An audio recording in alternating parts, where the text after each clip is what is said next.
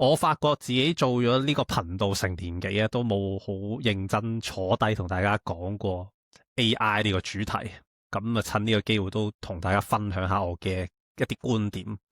左手邊幅圖就講緊自2022年起嘅 GDP growth quarter to quarter 啦。OK，咁大家會發現 AI 佔成個 GDP 嘅比例喺2025年開始一個顯著嘅上升。咁包括基建投資，譬如係 data center 啊，或者係晶片 equipment 係造成呢一個 GDP 增長。咁 software 都有嘅，譬如我哋講 OpenAI 啊，或者係 Gemini 等等等等啦。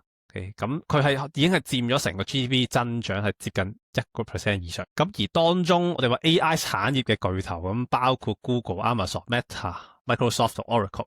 右邊幅圖大家就會見到佢哋嘅 GDP 已經係佔咗今年嘅1% 啊，淨係呢幾間公司，未計其他嘅。OpenAI、Nvidia 都唔喺入面嘅。咁呢幾間5間嘢加埋就已經係成個 GDP 1%。但大家可以諗下，對於美國嘅經濟嚟講，呢樣嘢幾咁重要。而 Google 近期嘅股價表現係相當強勁嘅，咁其中一個原因就係 Google 最近就出咗新嘅 AI model，咁似乎個能力上面以及算力上面都開始追上 OpenAI， 即係最開始嘅 ChatGPT 模型。而佢哋自己喺一個 meeting 上面都講過，就係佢哋未來嘅4至5年 AI 相關嘅算力係會增加1000倍。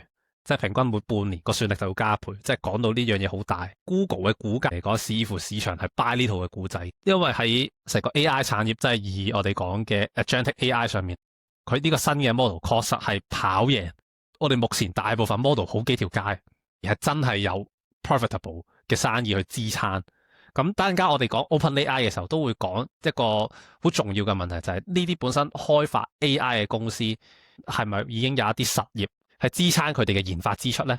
有邊幅圖就係講緊 Nvidia 喺 data center 業務上面嘅。咁目前 data center 佔佢哋每季嘅營收已經係去到90%，而我見到就係最新一期嘅業績，咁 AI data center 概念上面係有一個加速嘅增長，即係講緊不論係 Google、不論 OpenAI、不論係 CoreWeave 等等等等嘅公司，都需要同 Nvidia 合作去開發 data center。咁所以佢哋嚟講，一定係賺最多錢嘅，咁賺得多咗添。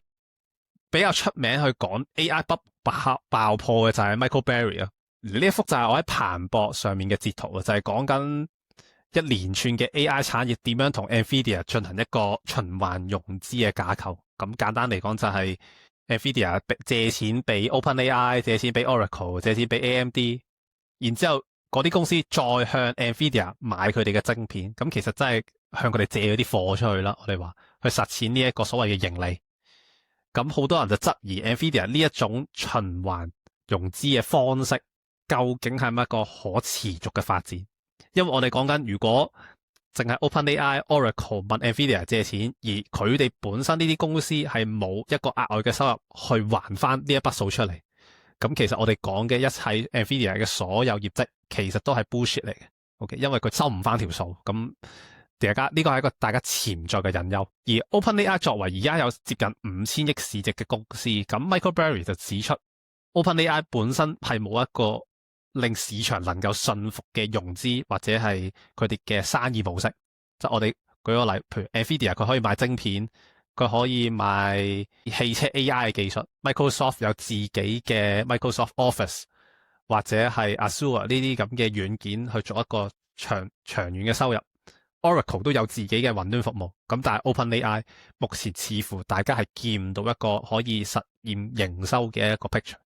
咁最近 Sam Altman 就喺 BG2 嘅 interview 上面都談論過呢一個收入嘅問題，但係佢當時嘅反應係十分之令人懷疑，佢究竟係咪一個騙徒？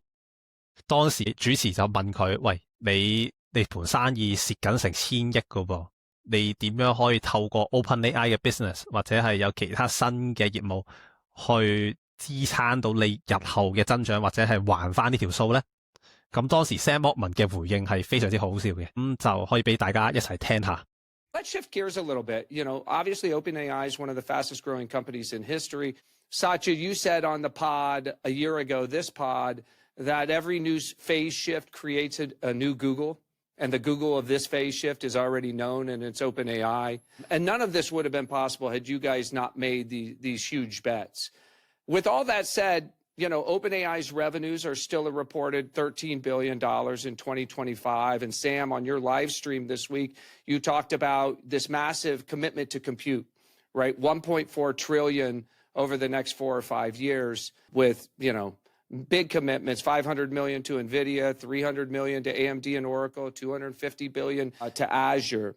So I think the single biggest question I've heard all week and hanging over the market is how can the company with 13 billion in revenues make 1.4 trillion of spend commitments? You know, and you've heard the criticism, First Sam. of all, we're doing well more revenue than that. Second of all, Brad, if you want to sell your shares, I'll find you a buyer. I just enough. Like, you know, people are. I think there's a lot of people who would love to buy OpenAI shares. I don't think you would, including myself. Including myself. People who talk with a lot of like breathless concern about our compute stuff or whatever that would be thrilled to buy shares. So I think we could sell, you know, your shares or anybody else's to some of the people who are making the most noise on Twitter, whatever, about this very quickly. We do plan for revenue to grow steeply. Revenue is growing steeply. We are taking a forward bet that it's going to continue to grow, and that not only will ChatGPT keep growing, but we will be able to become one of the important AI clouds, that our consumer device business will be a significant and important thing, that AI that can automate science will create huge value.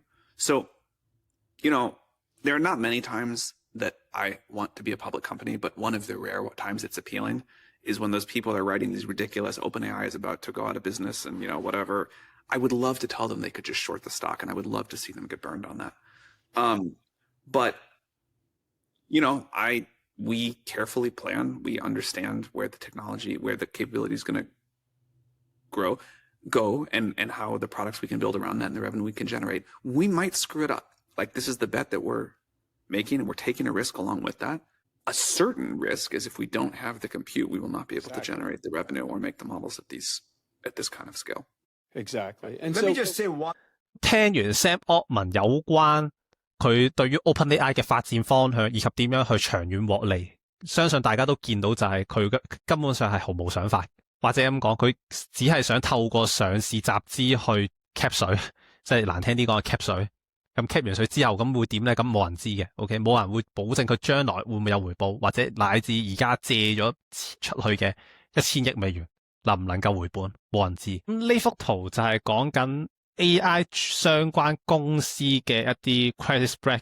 咁 credit spread 簡單啲嚟講，就係你去賭呢間公司喺未來幾年或者10年之內，佢哋出現債務違約風險嘅一個產品。大家會見到喺呢一個月嘅 performance 就由一個月前可能比較低嘅位置，已經係升咗10%，乃至係35%。如果大家仲記得 Oracle 喺上季業績出到嚟嘅時候，係講緊佢哋已經升咗50%嘅單日之內。點解而家忽然間就會覺得 Oracle 好有機會出現債務違約嘅風險？咁呢個就大家開始比較擔心嘅嘢。而我哋可以將佢哋嘅價格啦，即係呢個 last price 去轉化做佢哋每一年去違約嘅機會率啦，即係我哋可以做一個估算。我叫 Comet 幫我整合咗呢一個圖 ，CoreWeave 嘅違約機會喺未來10年係超過70%。SoftBank 即係都係啲 AI 大型嘅投資者都講緊有40%機會係未來10年係會違約。講緊呢個泡沫係未必 long last 咗好耐。對於其他譬如 AMD 啊、Amazon、Microsoft 呢啲本身係有一個好穩健嘅業務嘅公司嚟講，呢反而就冇乜太大嘅問題。咁但係信心裂痕係出現咗，係毋庸置疑嘅。